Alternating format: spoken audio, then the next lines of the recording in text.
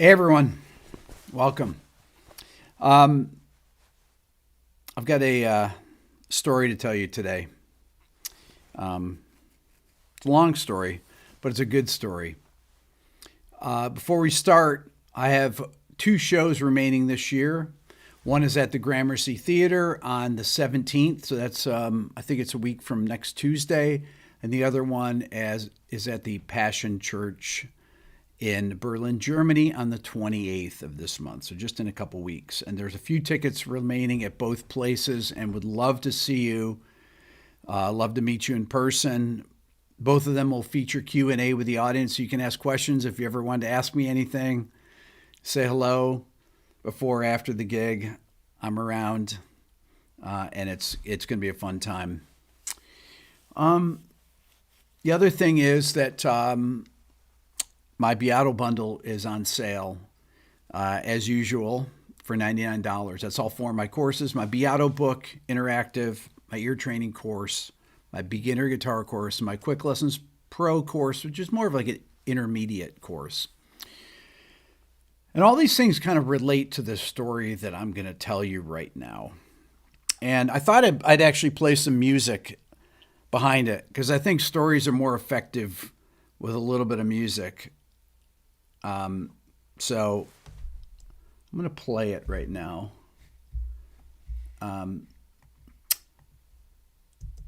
So I've been thinking a lot about this, about kind of the timeline of life. I'm 61 years old now, but my story started in 1962. I was the sixth of seven kids born to my parents.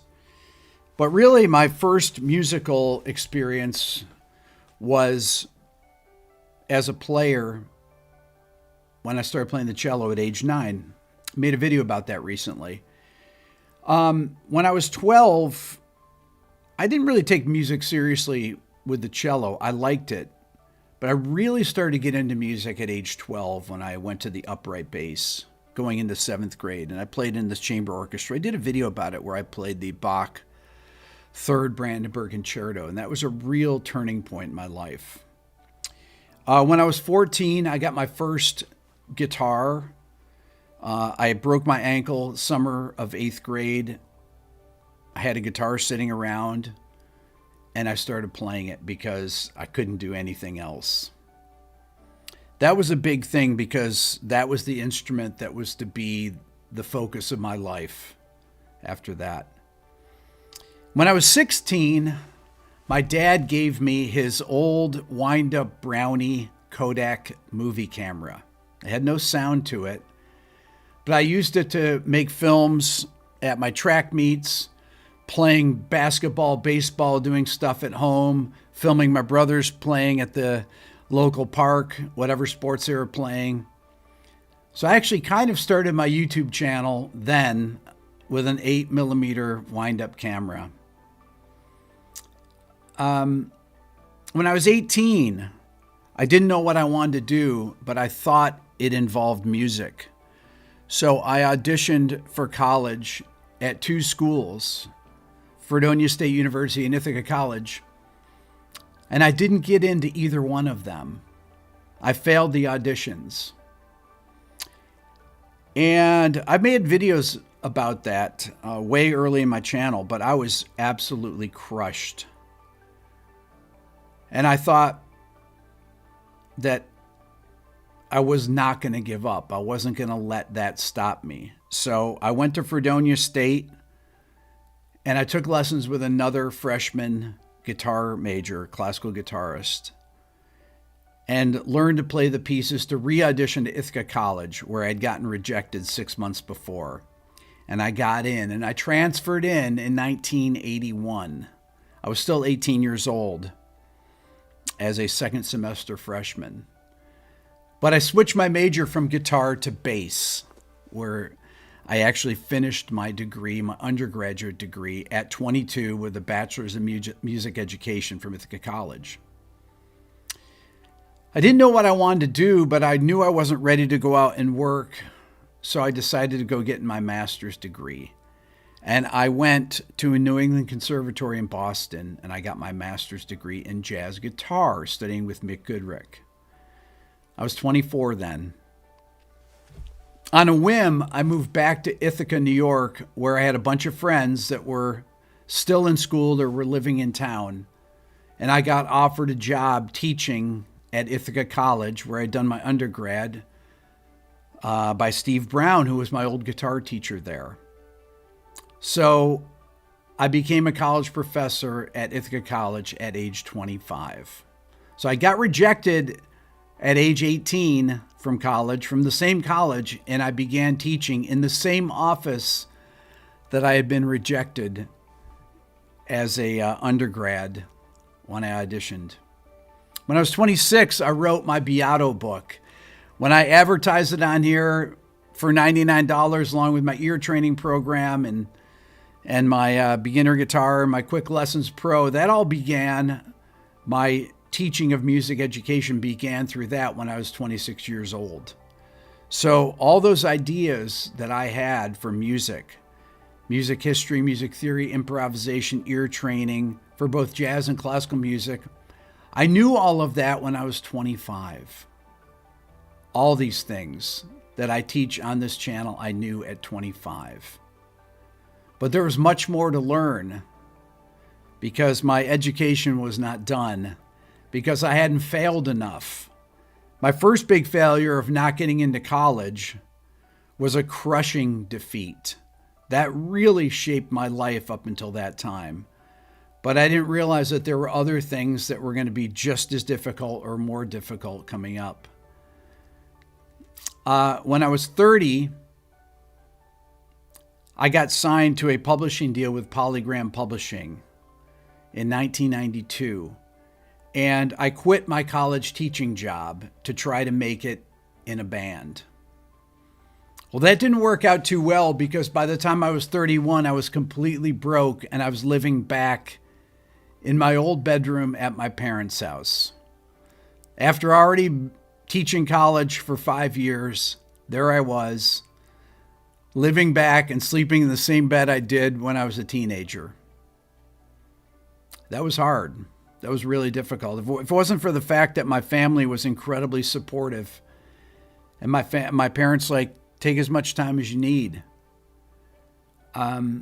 They knew I had a dream to do something and that if I put my mind to it, I could make it happen. So I ended up moving around the country and I lived a few different places, New York City, Denver. As a matter of fact, when I lived in Denver, I bussed tables at the University of Denver cafeteria. I wore a polyester shirt, a hairnet. I made a video about it a long time ago.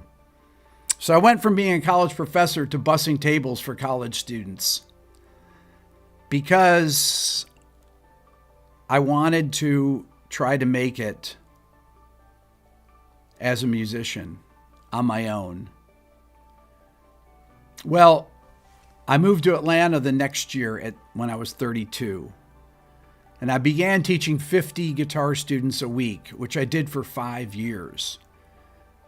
That was really the beginning of the second phase of my life, the 12,000 guitar lessons I taught, guitar and bass really, because I taught songs at every one of them. And that was the basis for what makes this song great, is really understanding the construction of these songs, how songs were put together, how to teach people. I didn't know that there was going to be this thing, YouTube, that was going to be invented over a decade later, and I was going to be making videos. I had no idea. All I knew is that I had 50 students a week to teach. I started a band. I got my first record deal at age 36. My first major label deal. Got signed to London Sire Records with my band Billionaire that you guys saw. Made my first record the next year at 37 and then got dropped the same year. So after that, I began producing.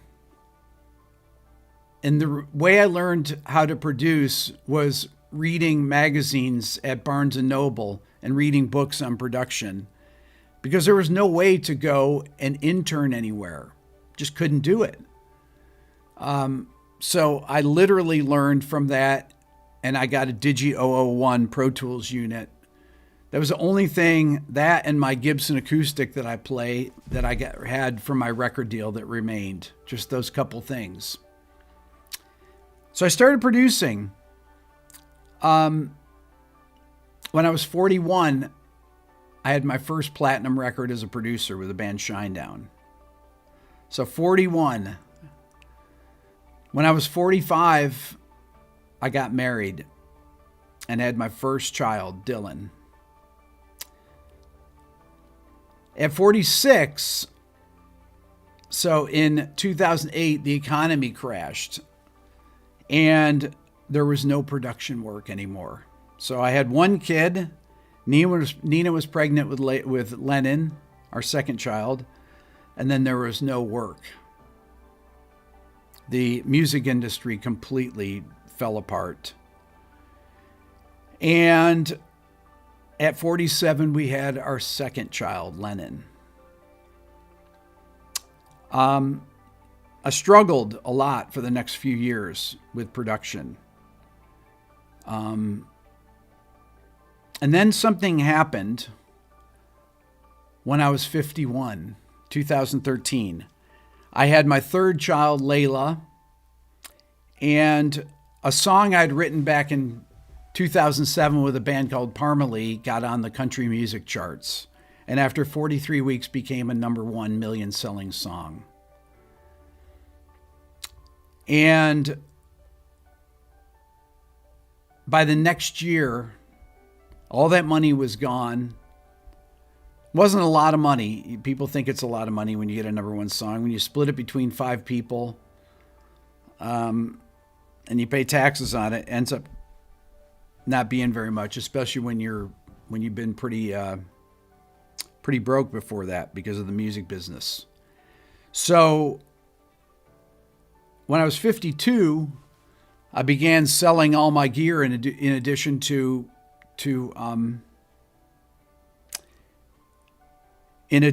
producing, because my assistant Ken, who you've seen in my movies, he was in the movie I just did, or the video with Billionaire. He's been working with me since the year 2000. See, he has 3 kids as well, and his wife was in nursing school. So in order to support his family and my family, and to offset the lack of production work there was, I began selling my gear. So every month, an amplifier would go out the door, a microphone, a mic pre, something like that. And just to keep ahead of everything, that's what I needed to do to support both of our families while his wife was in nursing school. She was going to be in nursing school for 2 years. And the one thing that was between us and the door was that gear. And it seemed pretty unimportant at the time.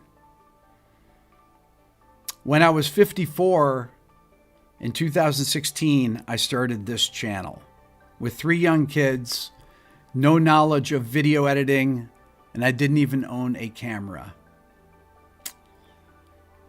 1 year later, at 55, I hit 100,000 subscribers. It was July 4th of 2017. A year after that, at age 56 in January, actually I was still 55, I started the What Makes This Song Great series on YouTube. At age 57, I hit 1 million subscribers on YouTube. At age 59, I hit 2 million subscribers here. At age 60, I got my first Gibson signature guitar, my first signature guitar of any kind. I started playing Gibson guitars in 1977. And decades and decades later, I got a signature guitar. Took the money from that I would have made, and I gave it to this charity called Save the Music. All the money that I make from the guitar goes to Save the Music, to support music education. because of how important it was to my life. It's what this channel is based on. This channel is really a music theory, music history, improvisation, ear training, opinion. It's all of these things. It's a music appreciation channel, really. So all the songwriting that I learned in my 30s led to the production work that I learned from my late 30s, 37, to when I started my channel at 54. Those were really the three distinct things that led to success. But believing that you can do something is the most important thing to actually doing it. Because I always said someone needs to be successful at this. That's really the moral of this, is that anyone, I believe, can do things if they really just keep their shoulder down and move forward. And if you are honest about what you do, if you're really honest and say, is this good? I used to tell bands when they came in here, okay, is the melody as good as it can be? Is there any part of the song that can be better? Is there any lyric that can be better? And if they said no, I knew it wasn't true, because really, that's almost not the case for any song. Anything can be better. But it's just about the willingness to actually admit to yourself that you could actually improve on something. Being honest about that, I think, is incredibly important. And also being honest with you guys. When people meet me, I always say that what you see is what you get. I am the person that I am on here. That's the thing about the channel, is that you have to be kind of who you are. In whatever you're doing, right? You have to believe that you can do things and to be honest about who you are, what you believe. The channel is dedicated to music. I pretty much only talk about music and music-related concepts on here. Even if it's stuff like AI, if it's stuff like the top 10 songs on the Spotify charts, whatever it is, it's all in service of music and learning. And the success that I've had here is very late in my life, 61. I know that I'm always the oldest dad when I go to anything with my kids. I joke with my youngest, Layla, who's 10. Layla, you think there's going to be any dads older than me when we go to the skate park or wherever? Oh, yeah, I'm sure there's somebody that's 70. She'll say, no, I'm just kidding. Wait a minute, what? This is a really important lesson, though, that these things are possible. Learning an instrument at any time in life, you can always pick up something. It doesn't matter how old you are. If you've ever done it before, you can learn to play an instrument. When I created my beginner guitar course, it was for people that follow this channel that may never have played. You may be, 30 years old and you never played an instrument and you wanted to learn just to be able to strum and accompany yourself singing or accompany someone else. One of the most important things is just to be able to play songs with other people, just strumming along, playing on the piano, something, just chording with people and having people sing. Being able to do that is a great, great thing. It's a thing that I don't think people really understand the power of that. I did a show here in Atlanta last week, and somebody says, Rick, why do you like grunge? Or why do I like? It's like I like songs. That's what I like. And I did a song, a Chris Cornell song, with my friend Jason called "Seasons," and I love the song, but I love playing it. I just love playing a song, having Jason sing, and just playing songs with people, whether it's with my band Billionaire or it's just sitting around with the kids and playing songs. I've been playing with Dylan today. We were playing guitar together. And we were working on a Led Zeppelin song, and it's so fun. Or playing guitar with Layla when she's playing Back in Black on the drums. It's just amazing to be able to play along with someone on your own, right? And then if you want to get even further in music and develop your ear more, the ear training part of it, very important, right? Can you figure out songs by ear? Can you figure them out properly with the right notes in the right position? I was showing Dylan, we were talking about the song Fade to Black by Metallica today. And Dylan's got perfect pitch. He can hear the notes, but he's like, how do you figure out these things so fast, where they are? He can hear the notes. I said, because I listen for a lot of different things. I listen for open strings. When I play that riff, I can hear that there's the open D string, even though it's played on a 12 string. So I instantly know that. And I know, okay, it's played down here in the second position. It's B, F sharp, G. I just know it because I've done it so much. I just recognize the timbre of these things. This is what the ear training part of it is. It's being able to hear these things and recognize where they are. Develop your vocabulary of recognized sounds, right? This is what ear training is. Is it here on the guitar? Is it there? Is it this interval on the piano? Is the melody this? You know, whether it's a David Gilmour solo or an Yngwie Malmsteen. I had Yngwie in this week. Doesn't matter how fast it is. If you can hear it, then you can figure it out with enough training, with enough practice, right? That's why ear training is so important. And these things are important to do for kids, for adults, for everyone, I think, these skills to develop. Understanding basic theory, like what a chord progression is in a key, you know, what a 1-4-5, what does that mean even? What are the blues? When people say 1-4-5, what does that mean?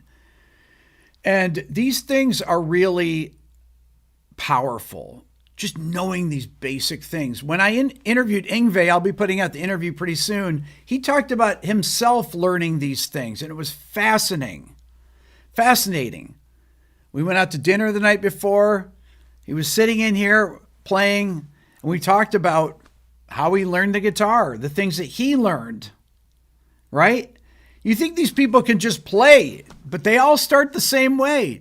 Picking up the guitar, learning how to hold it, holding a pick, you know, starting to get the coordination together, and eventually,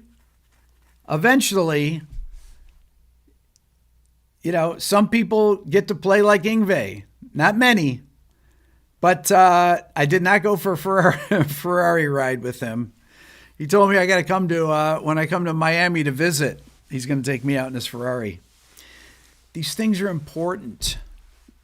All these things are important. And they're also important, I think, if you're a parent, sharing these things with your children, the love of music, learning music, playing music together. These things are all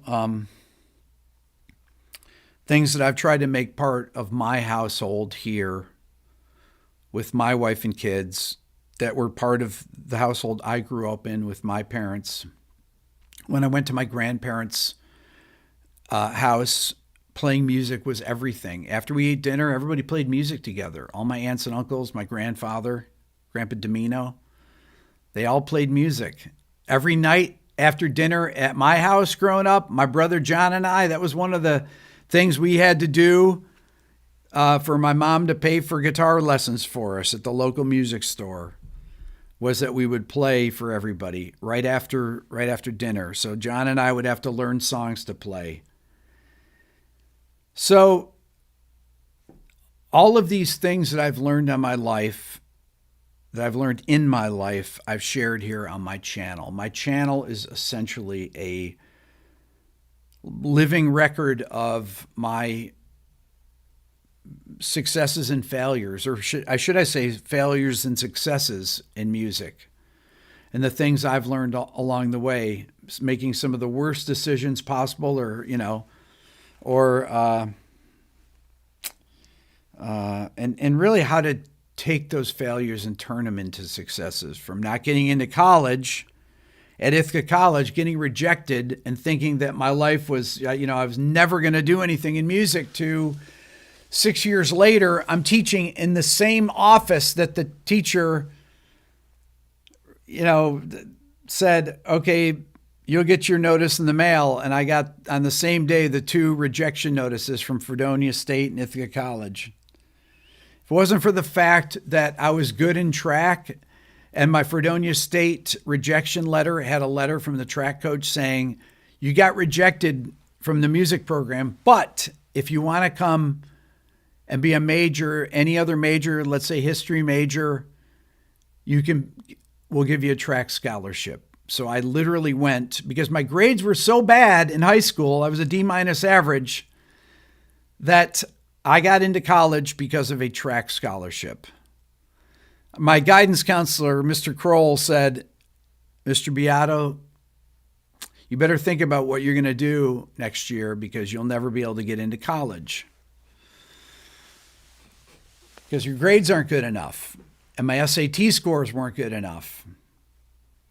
And I remember when I was in grad school, I came back to substitute teach at Fairport High School. And I ran into Mr. Kroll.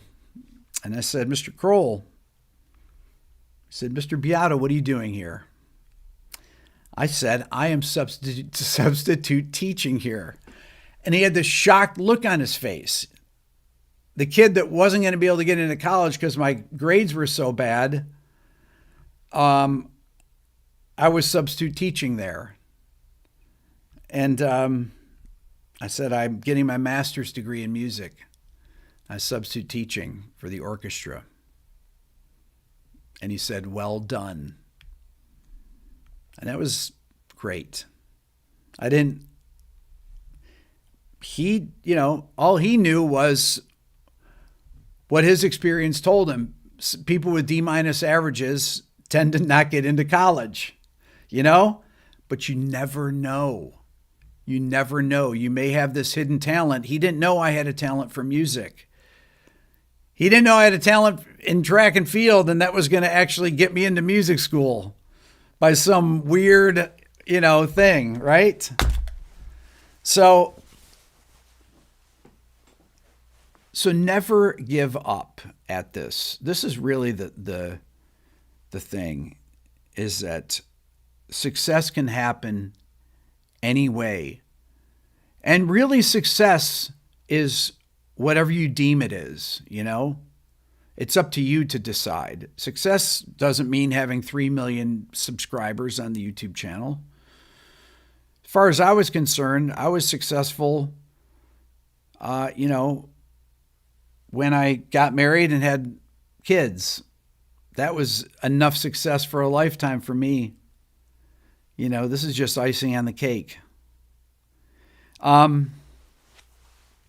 So once again, I'll be in New York City on the 17th at the Gramercy Theater, be at the Passion Church in Berlin, Germany on the 28th. You can get all of my educational courses. They're all video courses for $99 total. Link is in the description. Think about this stuff. Make a list. Make a timeline for yourself. My timeline here goes from pretty much 9 into 61. And hit those things. Talk about those things. Think about those things. The failures and the successes, right? There's usually about an equal amount of them, right? You cannot have success without failure. No way. It just doesn't work that way. You just pick yourself up and keep going. It's tough, but you can do it. All right. That's all for now. Thank you all for watching. And don't forget to hit the subscribe button here and on my Rick Beato too, where I've been posting a lot lately. That's my new Clips channel. I also have original content on there. So hit Rick Beato 2 subscription too. All right. Have a great rest of your weekend. We'll see you.